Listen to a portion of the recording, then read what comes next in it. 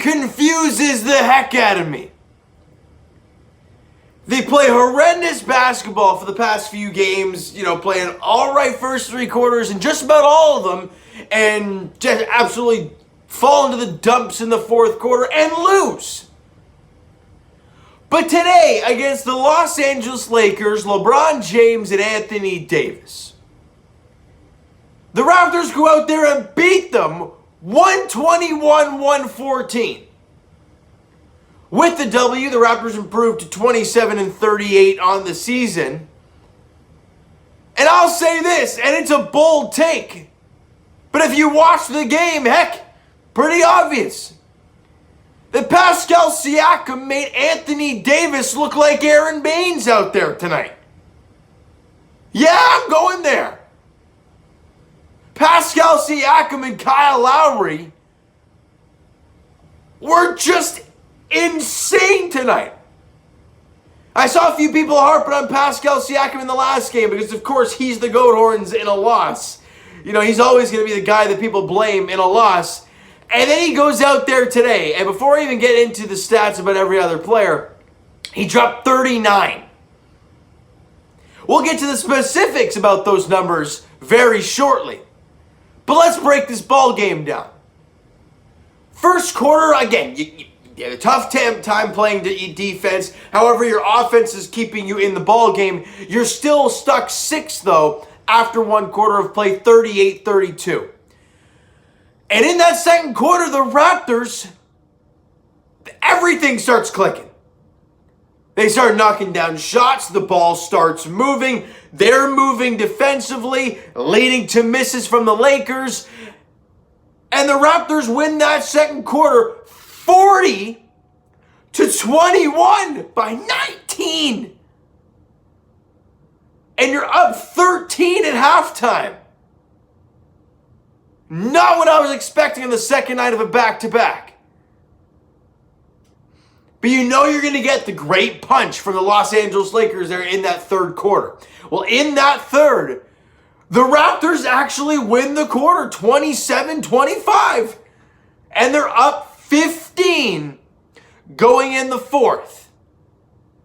But every Raptor fan, including myself, is sitting there after 3 quarters of play and waiting and sitting there thinking, it's now the fourth quarter.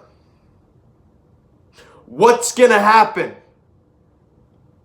And the Raptors did a pretty good job overall. Now, couple turnovers late in the game leading to some buckets from the Lakers, cutting the deficit down, obviously, to 7.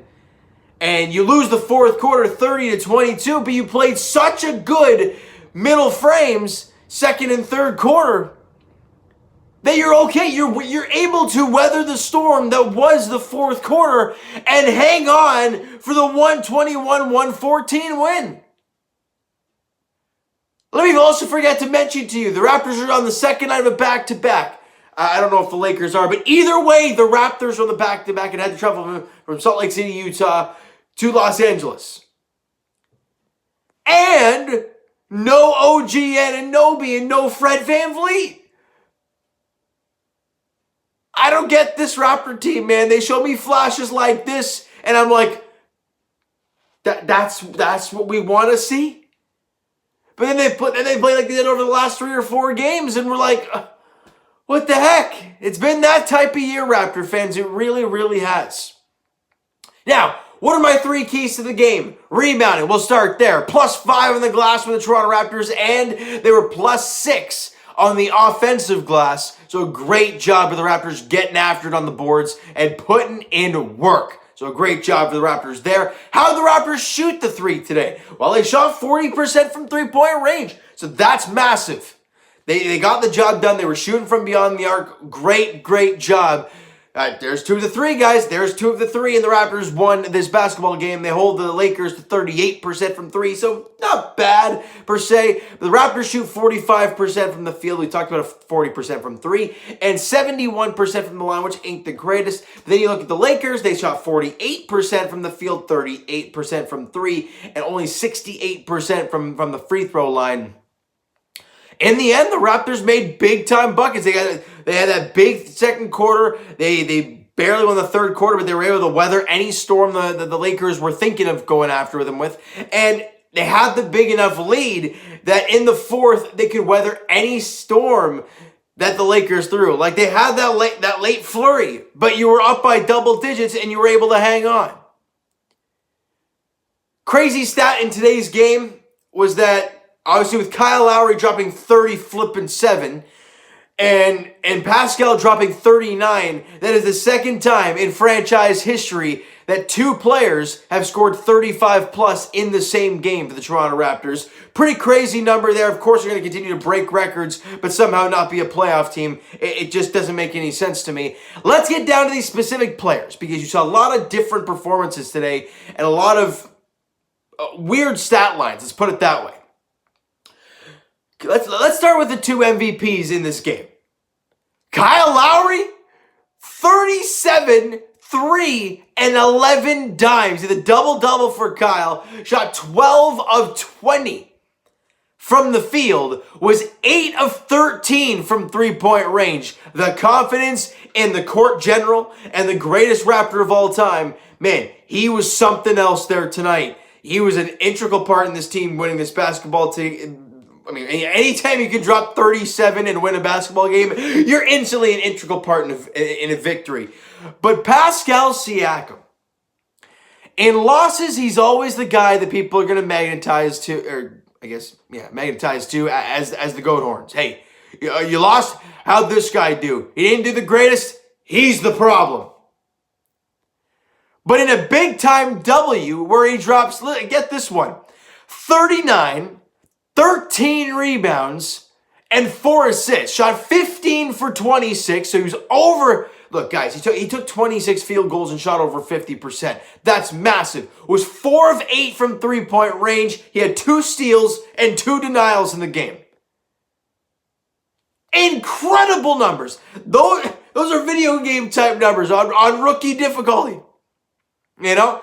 And that's the type of Pascal Siakam we sit here and we're like, man, we see that and we're like, oh, that's Pascal Siakam for us.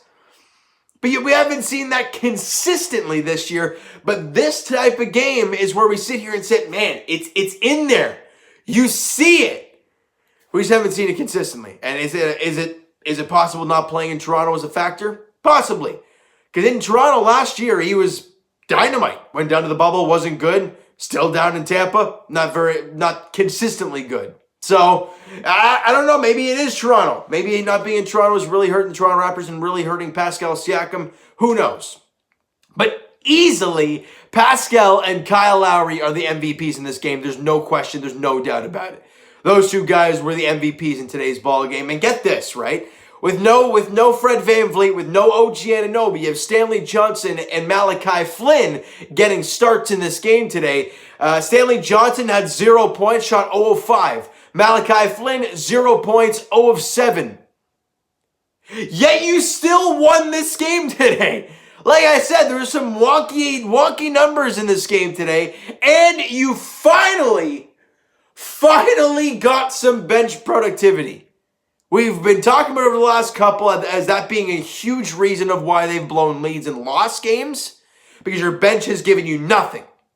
Today, they gave you something. 2 guys scored in double figures. DeAndre Bembry, 14 points, 7 boards, 1 dime. Shot 5 of 8 from the field, was 4 of 6 from the free throw line. Had 3 steals in the game today. Great job for DeAndre Bembry out there putting in the work. And young Freddie Gillespie. You know, he's been kind of slow over the last few, but man, he was great tonight. 11 points, 7 boards, getting after it, young Freddie G, and shot 5 of 11 from the field. He made an impact today.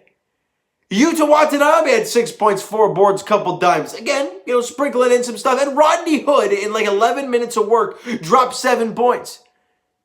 A lot of different guys made impacts today, but no question about it, your MVPs are Lowry and Pascal. Those guys got the job done today. They made a lot of big shots when your team needed it. And as I mentioned earlier, and I will stand by it, Pascal made Anthony Davis look like Aaron flippin' Baines out there. We have not seen Aaron Baines in a long time. You wonder why.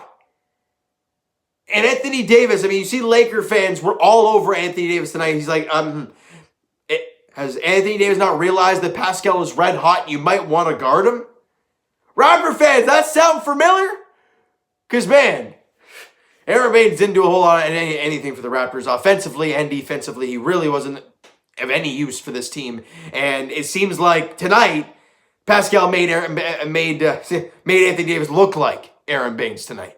And I know Raptor fans will love that comparison. All right? The next game for the Toronto Raptors is on Tuesday night. The final late game, thank goodness, if I'm not mistaken. I think it's the final late game. Either way, 10 p.m. at the Staples Center again. This time, though, you're facing the Los Angeles Clippers, Kawhi Leonard, Paul George, and the LA Clippers. What Raptor team are we going to see? I don't know. At this point, it's just kind of, hey, turn the channel on, watch the bit of the game, and figure out what team we're going to see about midway through. But either way, this Raptor team can give us a game like this and excite me a little bit. And that's what they did tonight. They showed me some bright spots, and they showed me some, maybe not making the playoffs this year, but some signs. But I don't know how to feel right now, Raptor fans. How do you feel after today's win? Let me know in the comments below, all right? So you know what, guys? That is going to do it for this one. If you enjoyed the video and enjoyed the game there this evening, smack that like button to appreciate that. Hit the subscribe button if you have not done so already, guys. Comment down below everything towards this game. What'd you think of Pascal? What'd you think of Kyle Lowry? The confidence in Pascal Siakam was there today, and it was well-deserved. What'd you think of his night specifically in this game today? What do you think of the bench productivity? Everything towards this game today. What was your thought on LeBron leaving the game early in the fourth quarter? Obviously, his ankle's still not 100% healthy, and that's not good. You want him 100% heading into the playoffs if you're a Laker fan. And what were your thoughts on Anthony Davis today? If any Laker fans are here, let me know what your thought was on this game today. All right, Twitter is down below for myself. Follow up, send me a DM, do all that great stuff, guys. The Instagram link is down below, so follow up there if you have not done so already. And I will talk to you guys, Blue Jays edition, game 1 of the 4-game set against the Oakland A's starting tomorrow night to 9:40 first pitch. They still play at the Coliseum, don't they? I'm pretty sure they do. If not, then I look stupid. But either way, they play at the O.Co Coliseum in Oakland, California, as the Jays open up that set against the Oakland A's tomorrow night. And if you guys did not check out the Blue Jays Center Instagram page at 7 p.m. today, I was live with Blue Jays prospect Manuel Beltre. Got to learn a lot about the kid over a 15-minute span. There's a lot of questions I fired at him, a lot of questions the fans were asking him. So go check that out, guys, on Blue Jays Center. All right, and I will talk to you guys Leafs edition tomorrow night as they take on the Montreal Canadiens at the Bell Center. It's a 7 p.m. puck drop there. The Buds can continue to build heading into the playoffs. 1 game at a time. 5 left for the Toronto Maple Leafs. And as for the Raptors, as I mentioned, their next game is on Tuesday night as they take on the Los Angeles Clippers in LA at the Staples Center. Again, but this time against the Clippers. All right, so thank you guys so much for listening and watching. Hope you enjoyed the video. We'll talk to you guys then.